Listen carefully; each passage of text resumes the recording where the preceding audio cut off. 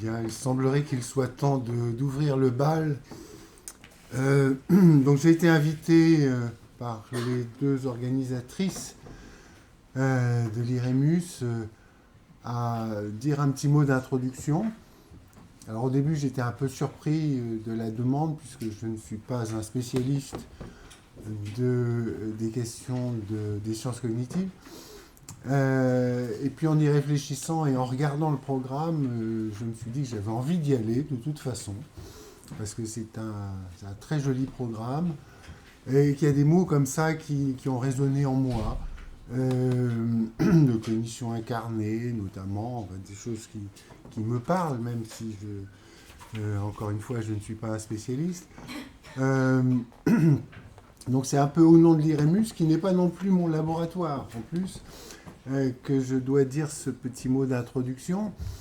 Donc l'IREMUS n'est pas mon laboratoire, puisque je suis dans un laboratoire d'acoustique musicale, une équipe lutherie, acoustique, musique, dans un institut de mécanique, d'énergétique.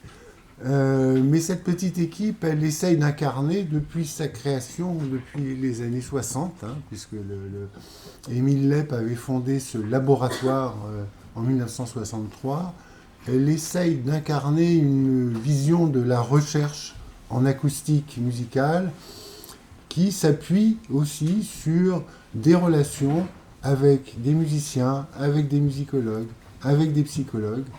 Et pour tout dire, je partage mon bureau en ce moment avec une psychologue qui travaille avec moi sur un projet de recherche, enfin sur deux projets de recherche d'ailleurs, et qui suppose ce regard et cette expertise que je n'ai pas de gens qui sont spécialistes de l'humain.